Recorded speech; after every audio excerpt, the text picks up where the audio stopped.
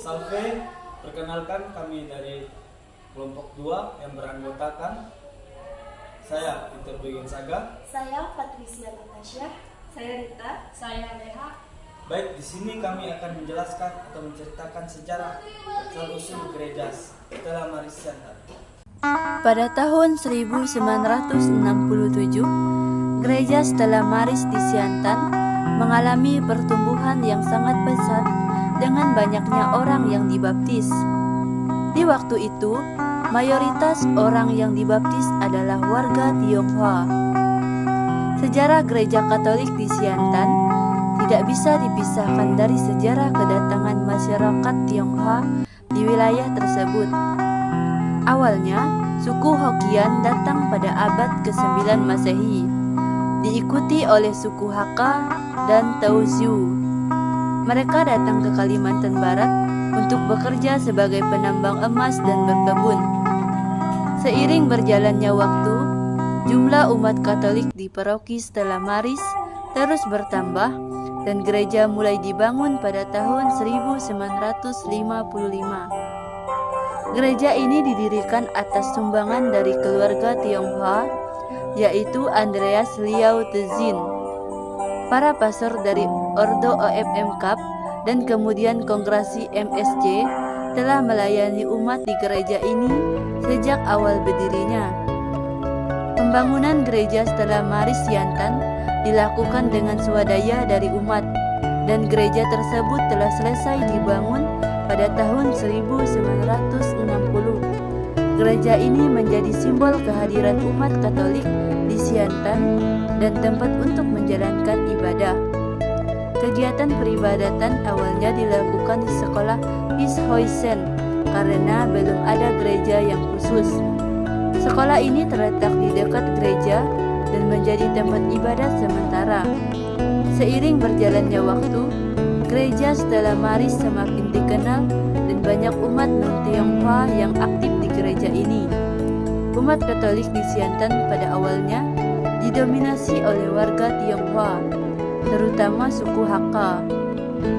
Pada saat ini, umat yang aktif di gereja terutama berusia 40-60 tahun.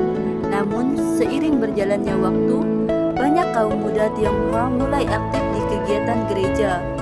Bisa dilakukan dalam bahasa Mandarin pada waktu hari Sabtu dan dalam bahasa Indonesia pada hari Minggu. Pastor-pastor dari Ordo Kapusin telah melayani umat Katolik di gereja Stella Maris sejak awal berdirinya.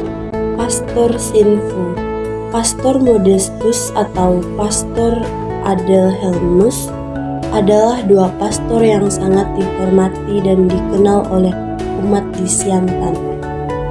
Pastor Modestus dikenal sebagai pastor yang keras, namun disenangi oleh umat karena ia sangat peduli dan mengenal umatnya dengan baik. Ketika ada umat yang tidak hadir dalam misa atau kegiatan doa lainnya, ia langsung mengunjungi mereka di rumah. Bahkan saat hari raya Imlek, ia mengunjungi semua rumah umatnya untuk menunjukkan perhatiannya. Sedangkan Pastor Adelhelmus dikenang karena kebersahajaannya sebagai anggota Ordo Kapusin. Ia hidup sederhana dan selalu memakai jubah coklat tua yang rusak parah karena dipakai terus-menerus. Meskipun ada umat yang membelikan kasur untuknya, ia tetap memilih tidur di tikar pandan biasa yang sudah menemaninya lama di Siantan. Umat sangat menghormati Pastor Modestus dan Adelhelmus dengan memanggil mereka Sinfu, yang berarti Bapak Kudus. Hubungan antara pastor dan umat di Siantan penuh dengan rasa persaudaraan. Sebelum misa, pastor dan umat akan berbincang-bincang di depan gereja sambil menunggu umat berkumpul. Setelah misa, pastor akan menyalami umat satu persatu. Meskipun umat Katolik di Siantan saat itu masih sedikit, mereka tetap menjaga kedamaian dan tidak pernah konflik dengan umat agama lain. Pendirian gereja di Siantan tidaklah mudah karena harus menghadapi tantangan besar, terutama dalam memindahkan warga yang tinggal di sekitar lokasi gereja. Bahkan setelah gereja berdiri, masih ada rumah warga yang tidak mau pindah dan menggunakan listrik gereja. Hal ini menyebabkan sering terjadi padam listrik saat misa karena daya listrik tidak mencukupi. Namun dengan waktu yang cukup lama, lingkungan kompleks gereja akhirnya tidak dihuni lagi oleh penduduk, melainkan oleh warga pengungsi akibat demonstrasi Dayak tahun 1967. Penyebaran umat Katolik di Siantan saat itu masih sangat sedikit, dengan wilayah gereja yang masih merupakan hutan belantara. Untuk menjawab kebutuhan ekonomi umat yang semakin berkembang, maka didirikanlah Kredit Union Stella Maris pada tahun 1995 dengan dukungan penuh dari pastor paroki Paskalis Sudirjo. Salah satu program keuangan CU ini adalah membentuk dana kemandirian paroki atau DKP untuk membentuk keuangan paroki demi menuju paroki mandiri. Selain itu, Paroki Stella Maris juga mendirikan kredit union atau koperasi kredit untuk meningkatkan taraf sosial ekonomi umatnya. Ini merupakan bagian dari gerakan gereja mandiri yang tidak terpisahkan dengan kredit union. Paroki Stella Maris Siantan memiliki aksesibilitas yang mudah melalui jalur darat dan sungai, sehingga umat bisa dengan mudah mengunjungi gereja. Jumlah umat Katolik di paroki ini mencapai 6.500 jiwa dan penyebarannya tidak terpusat hanya pada satu tempat saja, melainkan tersebar di wilayah Siantan dan sekitarnya. Pastor paroki juga mengutus prodiakon untuk memimpin ibadat di wilayah yang jauh dari pusat paroki agar umat tetap bisa menghadiri Ekaristi pada hari Minggu. Penjelasan mengenai keadaan sosial, kultur, dan religius umat Katolik Paroki Stella Maris Siantan adalah sebagai berikut. Yang pertama, keadaan sosial umat Katolik Stella Maris Siantan tinggal di wilayah yang juga dihuni oleh suku-suku lain seperti Madura, Melayu, dan Tionghoa.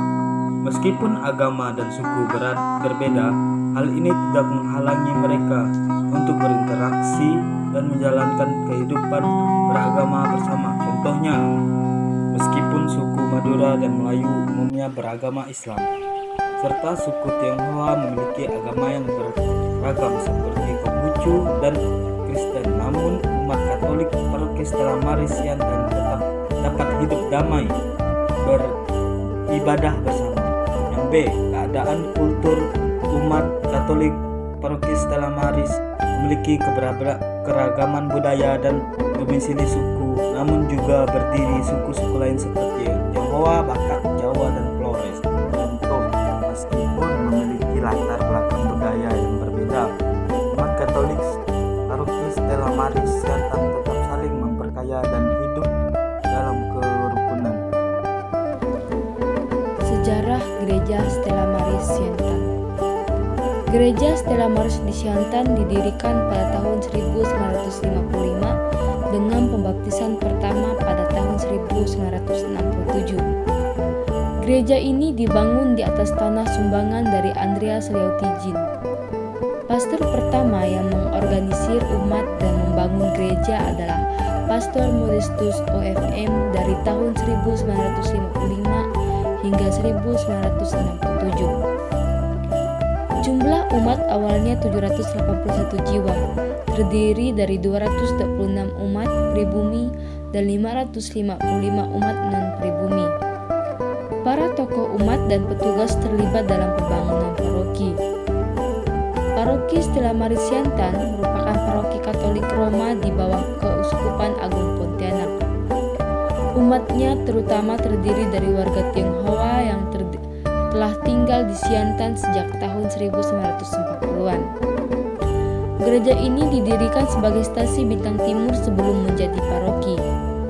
Umat Katolik di paroki ini terlibat dalam berbagai kegiatan rohani dan sosial seperti Legio Maria, persekutuan doa, karismatik Katolik, dan lainnya.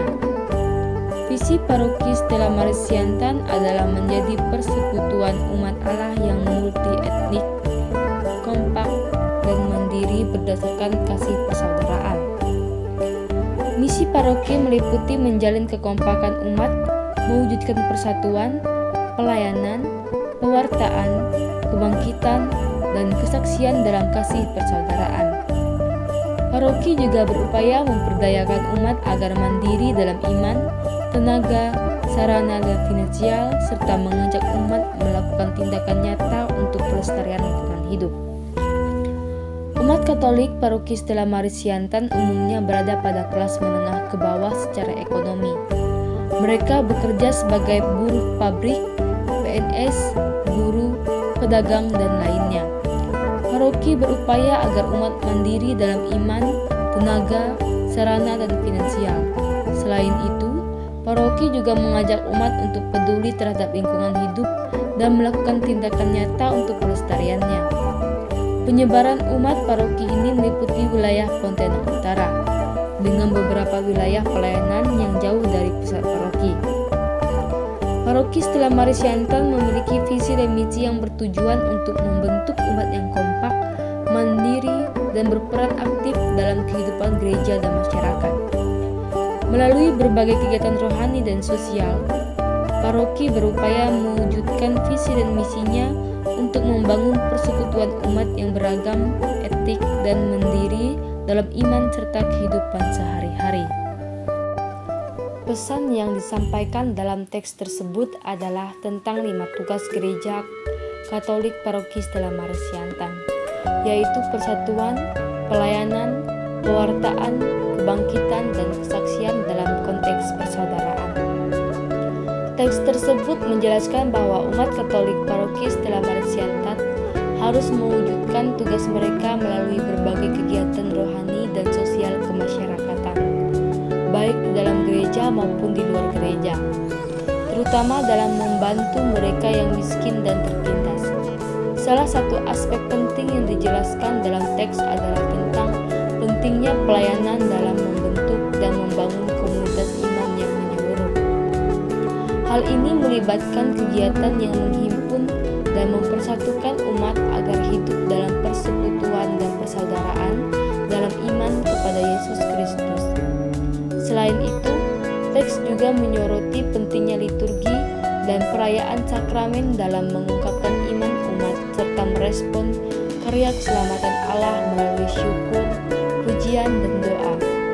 Selain itu, teks juga membahas tentang pentingnya umat Katolik paroki Stella Maris Siantan untuk menjadi saksi dan membawa harapan dengan mewartakan Yesus Kristus, serta memberikan kesaksian iman dan karya keselamatan Allah melalui fungsi pewartaan dan material. Hal ini melibatkan pengajaran dan pendidikan iman bagi manusia dalam situasi konkretnya, serta memberikan kesaksian iman dan karya keselamatan Allah dalam komunitas iman. Teks juga membahas tentang pentingnya umat Katolik paroki Stella Maris Siantan untuk mandiri dalam iman, tenaga, sarana, dan finansial. Hal ini melibatkan pengembangan iman yang semakin dewasa dan bertanggung jawab, serta meningkatkan profesionalitas para tenaga pastoral dalam bidang pelayanan umat. Selain itu, teks juga menekankan pentingnya membangun sarana dan keuangan paroki agar mandiri serta melakukan tindakan nyata untuk pelestarian lingkungan hidup. Pesan yang disampaikan dalam teks tersebut